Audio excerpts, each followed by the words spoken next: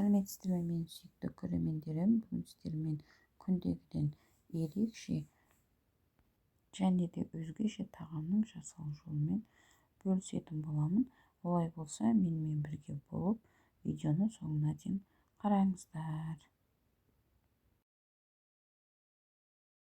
Тағамымызды даярлау үшін ең алдымен банкілерімізді тазалап жуып алып, және де дайындап алған көкөністерімізді турап банкамызға салатын боламыз. Ең бірінші осы сарымсағымызды дәл осы видеода көрсеткендегіндей турап алып, банкамыздың ішіне салып шығатын боламыз.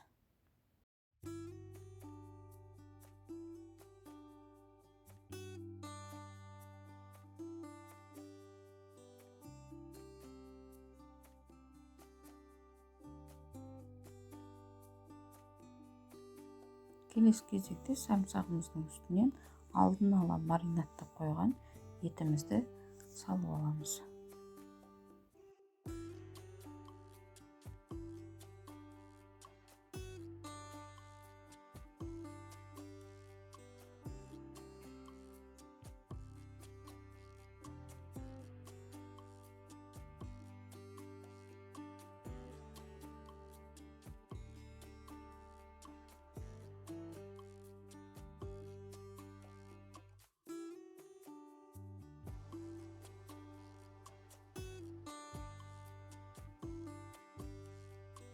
Келесі кезекте сәбізімізді ірі қылып турап алып, оны да осы банкамызға етіміздің үстінен салып аламыз.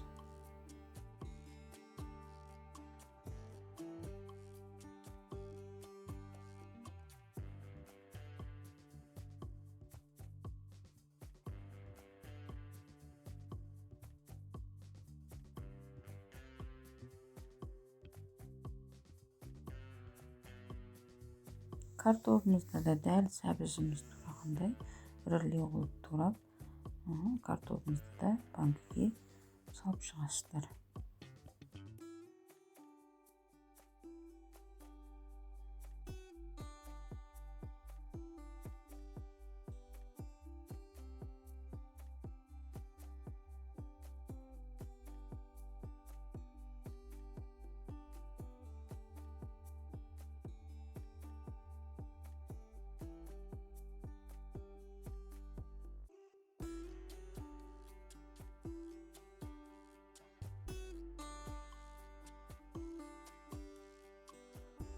Картопымыздың үстіне осылай бір тілім сары май салып шығасыздар. Дәміне қарай тұзымызды қосамыз.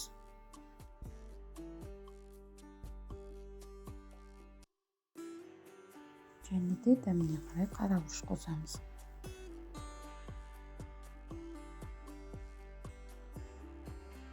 Бір қасық томатымыздың үстінен суымызды құйып, жақсылап бір араластырып аламыз. Осы суымызды 3 банкамызға бөліп құйып шығамыз. Банкаларымыздың бетін қақпағымен жауып аламыз. Қатты жаппайсыздар, жай ғана бір асаңыздар жеткілікті. Қазанымызға орамалымызды төсеп алып, қазанымызға банкілерімізді орналастырып шығамыз.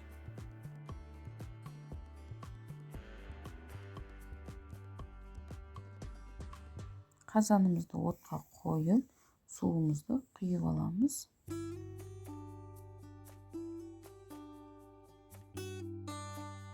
Банкаларымыз суға батып тұру керек. Тамағымызды 1,5 сағат көлемінде қазанымыздың аузын жауып, пісіріп алатын боламыз.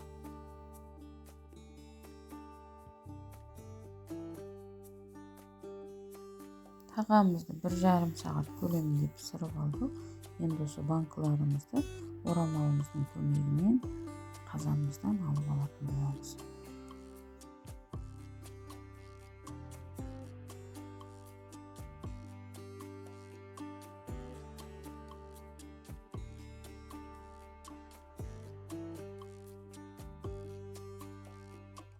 Міне менің бүгінгі дайындаған банкідегі қой етінен дайындаған қотағым дайын деуге болады.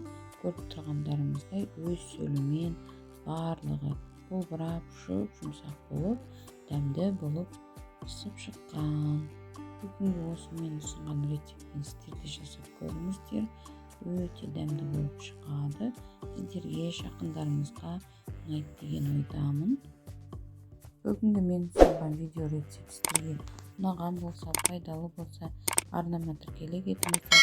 Лайк басып, комментарий бөліміне өз ойларыңызбен бөлісіп қоюды ұмытпаңыздар.